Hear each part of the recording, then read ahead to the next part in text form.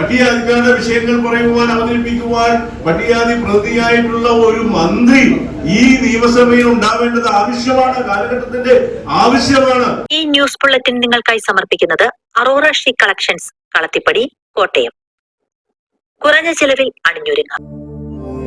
Changanassery Jaya Kerala children's theatre group അവതരിപ്പിക്കുന്ന stage drama Swami Ayyappan. Swami Ayyappan.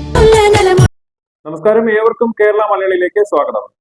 Mahatma Ayyankali ഗുരുദേവന്റെ 162ാം ജന്മദിനാഘോഷങ്ങൾ അഖില കേരള ചേരമർ ഹിന്ദു മഹാസഭയുടെ ആഭിമുഖ്യത്തിൽ കോട്ടയത്ത് ആഘോഷിച്ചു. മഹാസഭാ പ്രസിഡന്റ് അഡ്വക്കേറ്റ് VR രാജു ജന്മദിനാഘോഷങ്ങൾ ഉദ്ഘാടനം ചെയ്തു. ഒരു റിപ്പോർട്ട്. അഖില കേരള ചേരമർ ഹിന്ദു മഹാസംസ്ഥാന കമ്മിറ്റിയുടെ നേതൃത്വത്തിൽ മഹാത്മാ അയ്യങ്കാളി ഗുരുദേവന്റെ ജയന്തി ആഘോഷങ്ങൾക്ക് കോട്ടയത്ത് തുടക്കമായി. ഓഗസ്റ്റ് 28-ാം തീയതി ആരംഭിച്ച ജയന്തി ആഘോഷങ്ങൾ ജന്മനക്ഷത്ര ദിനമായ 2025 സെപ്റ്റംബർ മാസം 6-ാം തീയതി ചങ്ങനാശ്ശേരിയിൽ വെച്ച് നടക്കുന്ന അവിട്ടം ആഘോഷങ്ങളോടുകൂടി സമാപിക്കും. General secretary VT Raghu, treasurer AJ Rajan, രക്ഷാധികാരി CD മോഹനൻ, സ്വാഗത സംഘം chairman Mohan Ittikkal, convener Sasikumar Varappuzha, KJ Raju Kuttanad, Suresh Labakkada, Sajikumar Perumbaikad തുടങ്ങിയവർ പങ്കെടുത്തു. വളരെ സന്തോഷത്തോടു കൂടിയാണ് ഈ ജന്മദിന ആഘോഷ പരിപാടികൾക്ക് ഇന്ന് തുടക്കം കുറിക്കുന്നത്. നമുക്കറിയാം, മഹാത്മാ അയ്യങ്കാളി ഈ കേരളത്തിന്റെ ആധുനിക കേരളത്തിന്റെ ശില്പിയാണ്. ഈ ആധുനിക കേരളം എന്ന് പറയുമ്പോൾ ഭരണഘടനാപരമായിട്ട് രൂപപ്പെട്ട സംസ്ഥാനത്തിന്റെ ശില്പിയാണ്.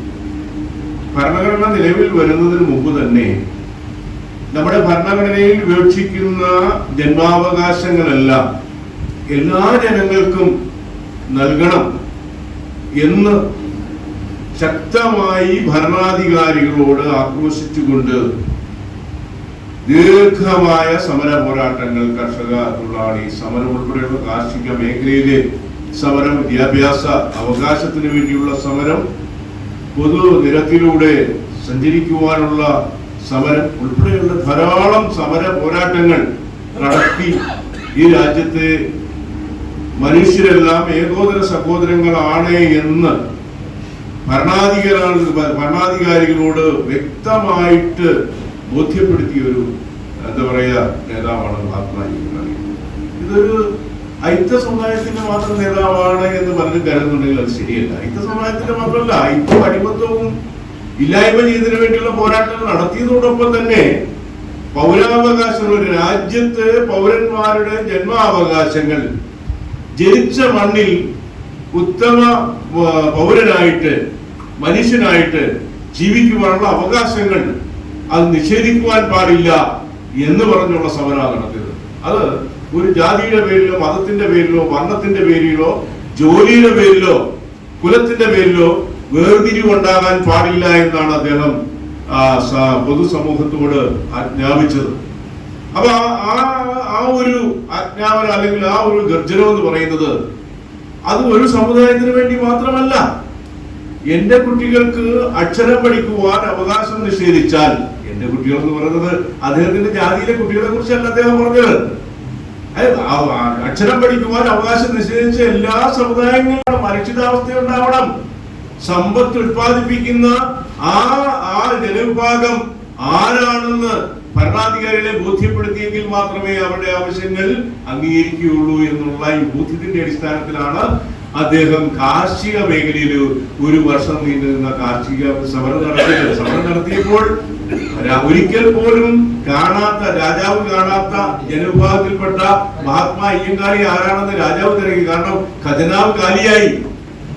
അപ്പം ആ സാമ്പത്തിക മേഖലയിൽ ആ സാമ്പത്തികമായിട്ടുള്ള സ്രോതസ് മനസ്സിലാക്കിക്കൊണ്ട് അദ്ദേഹം നടത്തിയ ആ ഒരു ഐതിഹാസികമായ സമരം എന്ന് പറഞ്ഞാൽ വളരെയേറെ ചർച്ച ചെയ്യപ്പെടുന്ന സമരമാണ്. അപ്പം നമുക്കറിയാം, അങ്ങനെ ആ സമര പോരാട്ടങ്ങളിലൂടെ നമ്മുടെ പൗരാവകാശങ്ങളും മനുഷ്യാവകാശങ്ങളും ഒക്കെ നേടിയെടുത്ത് ഇന്ന് എന്താണ് നമ്മുടെ അവസ്ഥ? അവസ്ഥ കേരളത്തിലെ ജനസംഖ്യയിൽ 10% വരുന്ന പട്ടികജാതി സമൂഹത്തിന് കേരളത്തിൽ ഒരു മന്ത്രി ഇല്ലാത്തൊരവസ്ഥയല്ലേ? മന്ത്രിയുണ്ടോ? ഒരു മന്ത്രിയില്ല. പട്ടികജാതി വിഭാഗത്തിന് മന്ത്രിയില്ല. എന്തേ മന്ത്രിയെ നൽകാത്തത്? ഇത് നമ്മളാരും മന്ത്രിമാരാകാൻ ആഗ്രഹിക്കുന്നവരല്ലല്ലോ. ജനാധിപത്യ സംവിധാനത്തിൽ തെരഞ്ഞെടുക്കപ്പെട്ട പട്ടികജാതിക്കാരായിട്ടുള്ള 14 MLA-മാർ ഈ രാജ്യത്തുണ്ട്. കോൺഗ്രസിനുമുണ്ട്, കമ്മ്യൂണിസ്റ്റിനുമുണ്ട്. അവരാരും മന്ത്രിയാകാൻ യോഗ്യരല്ലേ? നമ്മുടെ പട്ടികജാതി മന്ത്രി കേളുവെന്ന് സഹോദരനെ അധിക്ഷേപിച്ചുകൊണ്ട് ഞാൻ സംസാരിക്കുകയല്ല. ശ്രീ ഉമ്മൻചാണ്ടി സാറ് ഭരിച്ചുകൊണ്ടിരുന്ന സമയത്ത് പട്ടിക വർഗത്തിൽ നിന്നൊരു മന്ത്രി ഉണ്ടായിരുന്നു, പട്ടിക ജാതിയിൽ നിന്നൊരു മന്ത്രി ഉണ്ടായിരുന്നു. നമുക്കൊരു മന്ത്രിയെ ലഭിക്കുന്നതിന് എന്താണ് തടസ്സമല്ലോ ഉണ്ടോ? 5-ാം മന്ത്രിക്ക് വേണ്ടി നടന്ന പോരാട്ടങ്ങൾ, രാഷ്ട്രീയ കോലാഹലങ്ങളെല്ലാം നമ്മൾ കണ്ടതല്ലേ? ഞാൻ ആ സമുദായങ്ങളെയൊന്നും അധിക്ഷേപിക്കാൻ ആഗ്രഹിക്കുന്നില്ല. അപ്പൊ മഹാത്മാ അയ്യങ്കാളി വളരെ രൂക്ഷമായ സമര പോരാട്ടങ്ങളിലൂടെ നേടിയെടുത്ത ജന്മാവകാശങ്ങൾ, പൗരാവകാശങ്ങൾ, ഭരണഘടനാ അവകാശങ്ങൾ ഒന്നൊന്നായി നമ്മളിൽ നിന്ന് തട്ടിത്തെറിപ്പിക്കുന്നതിന് വേണ്ടിയുള്ള ഗൂഢമായ രാഷ്ട്രീയ നീക്കം നടന്നുകൊണ്ടിരിക്കുകയാണ്. ആ നീക്കത്തിൽ നമ്മൾ ജാഗ്രതയോടുകൂടി തന്നെ ഇരിക്കണം. പട്ടികജാതിക്കാരുടെ വിഷയങ്ങൾ പറയുവാൻ, അവതരിപ്പിക്കുവാൻ പട്ടികജാതി പ്രതിയായിട്ടുള്ള ഒരു മന്ത്രി ഈ നിയമസഭയിൽ ഉണ്ടാവേണ്ടത് ആവശ്യമാണ്, കാലഘട്ടത്തിന്റെ ആവശ്യമാണ്. ഗവൺമെന്റിന്റെ ആ നിലപാട് ശക്തമായിട്ട് നമ്മൾ അപലപിക്കുകയാണ്, നമ്മൾ ശക്തമായി എതിർക്കുകയാണ്. മഹാത്മാ അയ്യങ്കാളി ഗുരുദേവന്റെ ജന്മദിനമായി ആഘോഷിക്കുന്നു. അതിപ്പോ നമുക്ക് മഹാത്മാ അയ്യങ്കാളി ഗുരുദേവന്റെ ജന്മദിനം ഓരോ വർഷവും 2 ദിവസങ്ങളിലായി നമുക്ക് നടത്തേണ്ട ഉത്തരവാദിത്വം. സഭയെ സംബന്ധിച്ചിടത്തോളം ആഗസ്റ്റ് മാസം 28-ാം തീയതി മുതൽ സെപ്റ്റംബർ മാസം 6-ാം തീയതി വരെ ഈ നീണ്ടു നിൽക്കുന്ന ആഘോഷ പരിപാടികളാണ് നമ്മൾ വരുന്നത്. Changanassery Jayakerala children's theatre group അവതരിപ്പിക്കുന്ന സ്റ്റേജ് ഡ്രാമ സ്വാമി അയ്യപ്പൻ. സ്വാമി അയ്യപ്പൻ. ഇതോടെ ഇന്നത്തെ കേരള മലയാളി ഇവിടെ പൂർണ്ണമാകുന്നു. വീണ്ടും പുതിയ വാർത്തകളും വിശേഷങ്ങളുമായി തിരികെ വരുന്നവരെ ഏവർക്കും നമസ്കാരം. ന്യൂസ് ബുള്ളറ്റിൻ നിങ്ങൾക്കായി സമർപ്പിച്ചത് അറോറ ഷീ കളക്ഷൻസ് കളത്തിപ്പടി, കോട്ടയം. കുറഞ്ഞ ചെലവിൽ അണിഞ്ഞൊരുങ്ങാം.